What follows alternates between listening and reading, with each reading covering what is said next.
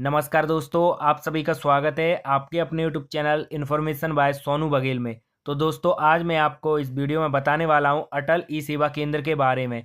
यदि आप CSC centre चलाते हैं, यदि आपके पास कॉमन सर्विस सेंटर है, तो आप भी अपनी ही पंचायत में अटल ई सेवा केंद्र खोल सकते हैं। तो दोस्तों, कलेक्टर के द्वारा सभी पंचायतों के लिए आदेश जारी कर दिया है। यदि आप उस आदेश की पीडीएफ देखना चाहते हैं तो सबसे पहले आपको गूगल क्रोम ब्राउज़र पर आ जाना है। यहाँ पर आपको सर्च करना है एमपी पंचायत ग्राम। आप जैसे ही इसे सर्च करेंगे तो आपको सेकंड ऑप्शन पर लिंक देखने को मिल जाएगी, panchayat and rural development department. तो आपको इसी सेकंड वाली लिंक पर क्लिक करना है। जैसे ही क्लिक करेंगे तो panchayat and rural development department Madhya Pradesh की ऑफिशियल वेबसाइट ओपन हो जाएगी।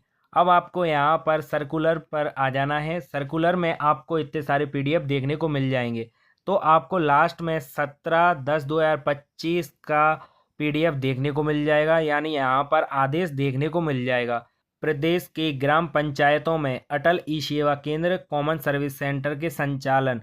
तो दोस्तों, आपको इसी पीडीएफ पर यानी इसी लिंक पर क्लिक करना है। जैसे ही आप इस लिंक पर क्लिक करते हैं तो नेक्स्ट पेज ओपन हो जाएगा। ओपन होने के बाद आपको यहाँ पर नीचे डाउनलोड का ऑप्शन देखने को मिल जाएगा।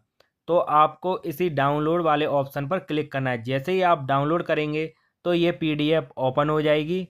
ओपन होने के बाद यहाँ पर आप आदेश देख सकते हैं कि कलेक्टर ने इस पीडीएफ में सीएससी वैली यानी कॉमन सर्विस सेंटर के लिए क्या क्या पात्रता रखी है। यहाँ पर 17/10/2025 को ये आदेश जारी हुआ है। कलेक्टर जिला समस्त मध्य प्रदेश।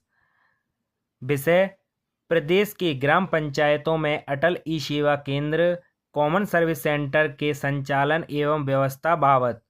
संदर्भ: CSC e governance service India limited एवं संचालक सह आयुक्त पंचायत राज संचालय के मध्य संपादित अनुबंध दिनांक 28/8/2025।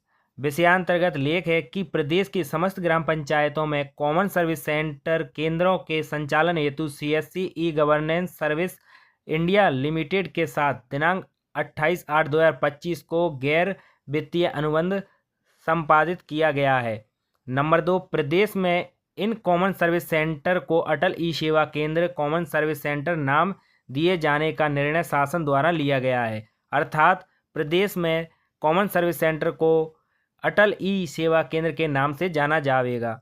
नंबर 3, अटल ई सेवा केंद्र कॉमन सर्विस सेंटर के माध्यम से ग्राम पंचायत स्तर पर केंद्र संचालन हेतु CSC e governance service India limited से अधिकृत विलेज लेवल वीएलई द्वारा ग्राम वासियों को शासन द्वारा निर्धारित दरों पर गवर्नमेंट टू सिटीजन सर्विस यानी G2C government to government, G2G business to consumer, B2C business to business service इत्यादि सेवाएं उपलब्ध कराई जाएंगी। स्पष्ट किया जाता है कि उक्त वीएलई विभाग शासन के कर्मचारी नहीं होंगे, यानी सीएससी वीएलई को विभाग शासन का कर्मचारी नहीं माना जाएगा। इन्हें ग्राम पंचायत में प्राइवेट के तौर पर काम करना पड़ेगा।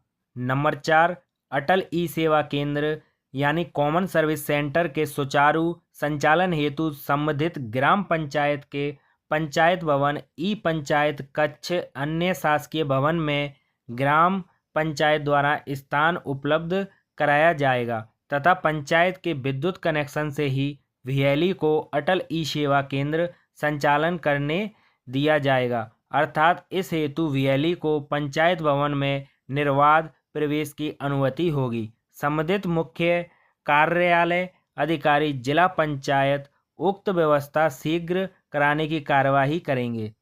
से समस्त व्यवस्थाएं जैसे टेबल, कुर्सी और computer, laptop, printer, scanner, iris device, fingerprint scanner आदि की व्यवस्था सीएससी वैली द्वारा स्वयं की जाएगी। यानी ये सारी व्यवस्था सीएससी वैली को ही करनी है। ग्राम पंचायत के द्वारा सीएससी वैली को कुछ भी नहीं दिया जाएगा।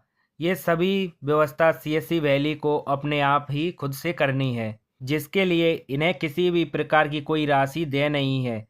यदि ग्राम पंचायत के पास पूर्व से इंटरनेट कनेक्टिविटी है तो वीएलई को उसके उपयोग की अनुमति होगी, परंतु यदि नहीं है तो वीएलई द्वारा स्वयं के स्रोत से इंटरनेट कनेक्टिविटी व्यवस्था की जानी होगी। नंबर 5, अटल ई सेवा केंद्र कॉमन सर्विस सेंटर के माध्यम से ग्राम पंचायत स्तर पर प्रदान की जाने वाली विभिन्न सेवाओं के लिए एवज में नागरिकों से शासन द्वारा निर्धारित शुल्क सीएससी वैली द्वारा लिया जाएगा। स्पष्ट किया जाता है कि केंद्रों के संचालन वीएलई हेतु ग्राम, जनपद, जिला पंचायत एवं विभाग द्वारा कोई शुल्क नहीं किया जाना है।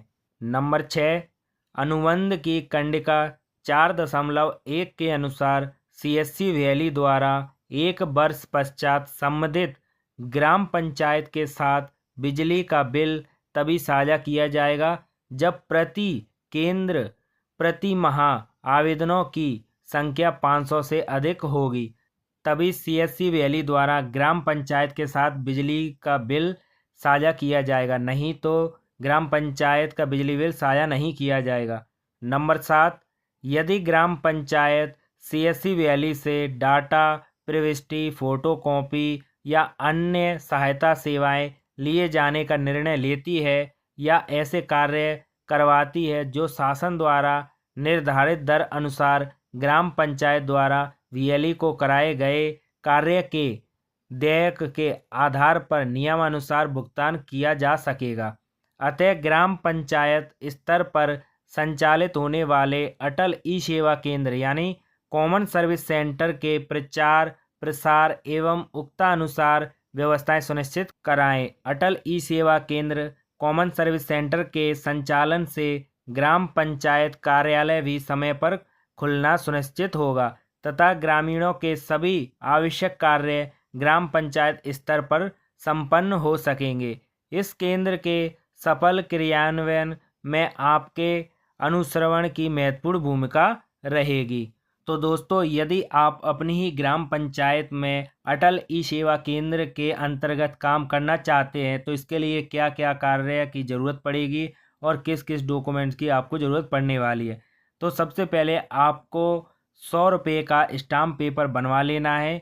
आपको फर्स्ट पार्टी फर्स्ट पर रखना है यानी पंचायत राज संचालय, और सेकंड पार्टी आपको खुद का नाम यहाँ पर रखना है यानी सीएससी वैली को खुद का सेकंड पार्टी में नाम रखना है।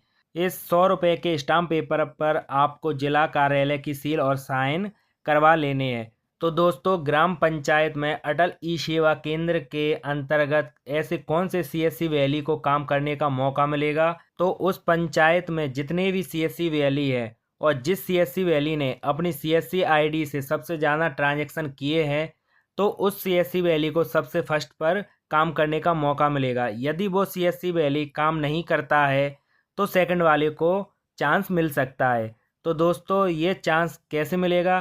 तो जो भी डिस्ट्रिक्ट मैनेजर होते हैं सीएससी वैली के, वो आपसे कांटेक्ट करेंगे और वो आपको लेटर पेड बनाकर देंगे तो आप काम कर पाएंगे।